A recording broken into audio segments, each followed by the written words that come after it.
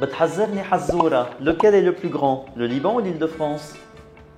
Perdu, c'est l'Île-de-France. Et oui, elle fait 12 012 km², alors que le Liban en fait 10 452. Et pourtant, historiquement, il s'appelle Grand Liban. Vous voulez savoir pourquoi? Bougez pas, j'arrive. بس بدكم تركزوا معي لأنه منا هيني الخبرية مثل العادة.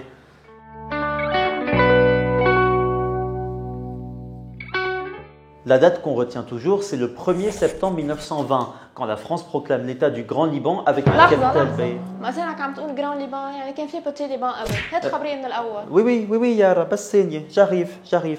En fait, quand on disait le Liban avant, ça voulait dire le mont Liban, c'est-à-dire cette région qui va de Jbel au Chouf, sans Beyrouth. Attention, ni Tripoli, ni Saïda, ni Sour, ni la Beka. Effectivement, ça fait petit. Dans ce fameux mont Liban, il y avait surtout des Druzes, des Maronites et des Chiites. وما كانوا يروقوا الشباب دايما des révoltes ou des massacres بيناتهم وبين الأتراك وهيك ما بخبركم.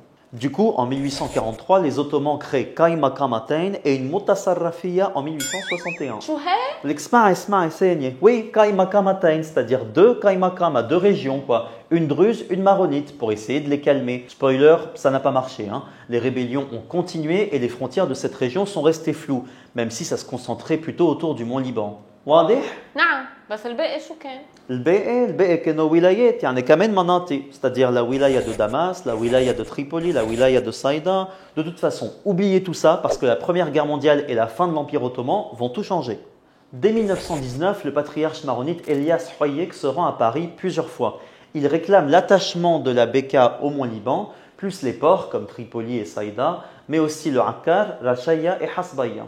Sauf que tout le monde n'est pas d'accord. Certains chrétiens ont peur d'être noyés démographiquement dans ce grand Liban parce que la population des villes est beaucoup plus sunnite et que les sunnites globalement étaient favorables à une seule Syrie dans laquelle le Liban serait absorbé. Du coup, vous allez me dire... Mais pourquoi les chrétiens ont pris ce risque? Réponse, l'économie et la bouffe. Et oui, ya habayib, Jabal Lebnan, aizin akl ou aizin amah. Et ce blé, où est-ce qu'il se trouve? Dans la Beka et le Akkar, sans oublier les ports très importants pour le commerce. Et surtout, le peuple n'a pas oublié la famine atroce de la Première Guerre mondiale. Voilà notamment pourquoi Hayek et les autres ont réclamé un grand Liban qui va du Nahr el-Kabir au nord, au Jabal Amel au sud. Pour résumer, citons le journaliste Youssef Saouda. Le petit Liban, c'est la mort économique, la fusion avec la Syrie, c'est la mort politique.